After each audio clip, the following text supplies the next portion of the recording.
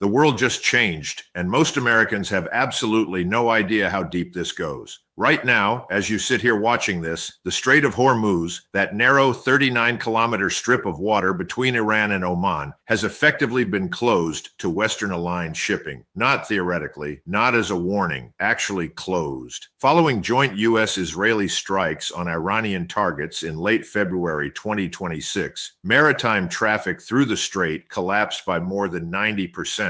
Removing approximately 17 to 20 million barrels of oil per day from global markets, the largest single energy disruption in modern history. And now Saudi Arabia and the UAE are seriously revisiting a plan that was once considered an engineering fantasy, a canal spanning nearly 1,000 kilometers designed to permanently break Iran's stranglehold over the world's most critical energy corridor. This is not just an infrastructure story. This is a story about power, desperation, and what happens when the old order finally cracks under its own weight. This is about who controls the future of the global economy and whether America is even paying attention to the right things. The idea itself is not new. A Saudi-backed study proposed a 950-kilometer canal linking the Gulf to the Arabian Sea, cutting through Saudi Arabia and Yemen and potentially halving shipping distances. The project envisioned a 150-meter wide, 25-meter deep channel that could allow Gulf producers, including the UAE and Qatar, to export oil without passing through Hormuz at all. That study sat on shelves and gathered dust for years. People called it a pipe dream. And perhaps it was in peacetime, but we are no longer in peacetime. We are in a moment where the theoretical has become the urgent and where nations are being forced to build tomorrow's solutions in the middle of today's crisis. Let me give you the context that television won't, because television is busy covering the surface of events while the real movement is happening underneath. The Strait of Hormuz is a narrow waterway with two unidirectional sea lanes that facilitates the transit of around 20 million barrels of oil per day, representing roughly 20% of global seaborne oil trade, primarily from producers like Saudi Arabia, the United Arab Emirates, Iraq, and Qatar. In 2024, an estimated 84% of crude oil and condensate shipments through the strait were destined for Asian markets, with China receiving a third of its oil via the strait. Think about that number for a moment. 1/3 of China's oil moves through that narrow body of water. Europe gets 12 to 14% of its liquefied natural gas from Qatar through that same strait. When you close the Strait of Hormuz, you are not just disrupting the Gulf. You are pulling a thread that unravels the entire fabric of global energy markets simultaneously. Tensions between Iran and the United States escalated in the lead up to 2026, stemming from failed nuclear negotiations in Geneva and a prior 12-day air conflict in 2025. People who were watching carefully saw this coming.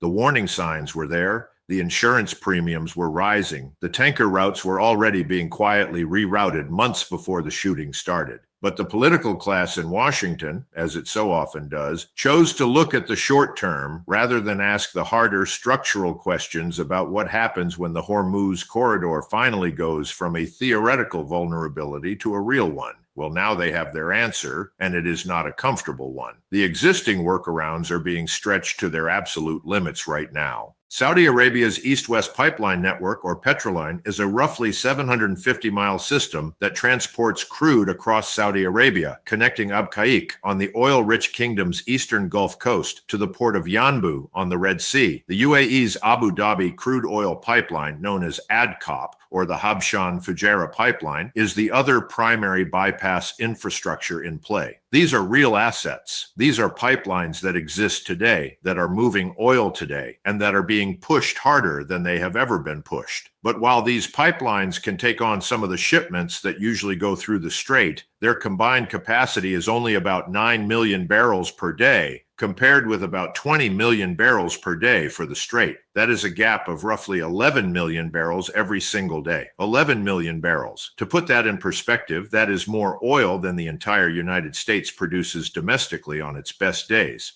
And here is something the pipeline advocates are not telling you loudly enough. These pipelines are land-based and within the range of Iranian missiles and drones, which makes them just as vulnerable to attacks and damage as ships traveling through the strait. Throughout the war, energy infrastructure all over the Gulf has come under attack. As one geopolitical risk analyst put it, pipelines and pumping stations are static, high-value targets, so the backup plan has a backup problem. You move your oil through the pipeline to avoid the Iranian threat at sea, and you find that the Iranian threat simply follows you onto land because the missiles do not care whether the target is floating or fixed in the ground. This is the strategic trap that Saudi Arabia and the UAE find themselves in right now, and this is precisely why the conversation about a Grand Canal, the so-called Salman Canal, has moved from academic journals and conference rooms back into the realm of genuine policy consideration. A 950-kilometer canal will connect the Arabian Gulf with the Gulf of Aden. Iran's geopolitics around the Strait of Hormuz will not be intensive anymore. Other regional partners such as Iraq, Qatar, Bahrain, Kuwait, and the UAE will greatly benefit from the canal. Iran will lose its bargaining potential and economic benefits. It will be the financial strangulation of Iran. Iran's choking tactics will not work. That is an extraordinary strategic shift if it can be achieved. Strip Iran of its ability to weaponize Hormuz, and you fundamentally alter the balance of power in the entire Middle East. You do not just fix an energy routing problem.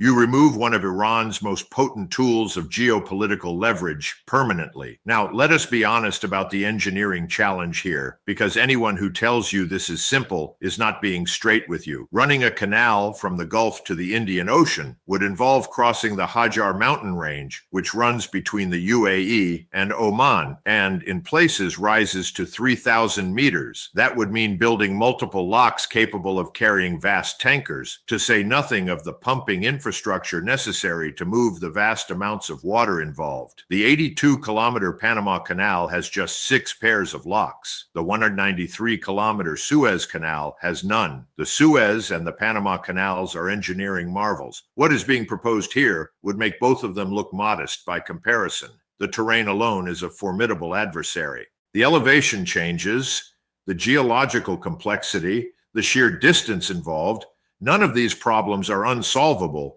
but all of them are expensive, and all of them require time that a crisis does not easily afford.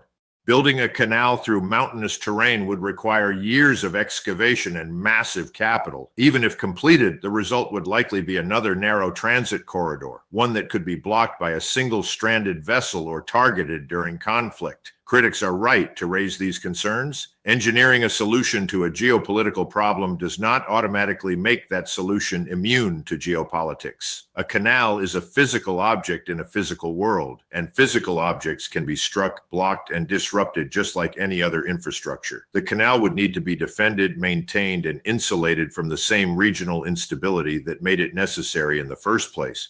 But here is the argument that the serious people in Riyadh and Abu Dhabi are making, and it is not without merit. The question is not whether a canal is a perfect solution. The question is whether the current situation is acceptable. And the current situation, where 20 million barrels of oil per day pass through a 39-kilometer wide strait that one hostile nation can threaten to close at any moment, is clearly not acceptable. It never was acceptable.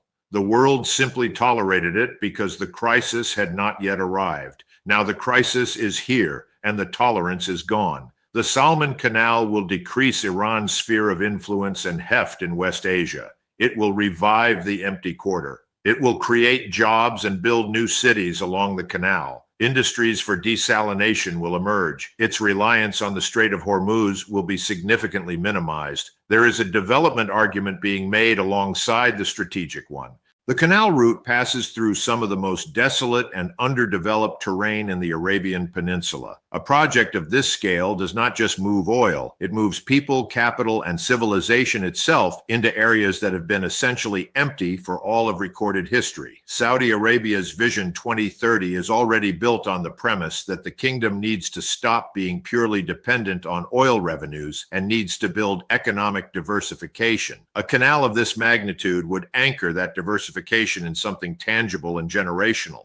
The cost estimates remain staggering. The cost today would be many multiples north of the predicted bill of $200 billion in 2008. As one observer noted, it would be cheaper and easier just to make peace with Iran. That is a fair point, and it is delivered without irony. Peace is always cheaper than infrastructure. But peace requires two willing parties, and the events of February 2026 have made clear that the path to a durable peace with Iran, a peace that removes the Hormuz threat permanently, is neither short nor certain. In the absence of peace, nations build alternatives. That is not cynicism, that is history. The effective closure of the Strait of Hormuz has transformed a long-theorized energy security vulnerability into a present crisis. That sentence should be read carefully by every policymaker in Washington, every energy executive in Houston, and every investor in New York who thought this was someone else's problem. It was always everyone's problem. The American economy is deeply connected to global oil prices, and global oil prices are deeply connected to what happens in that narrow strip of water on the other side of the world. When Hormuz closes, your gas prices go up, your airline tickets go up, your grocery delivery costs go up.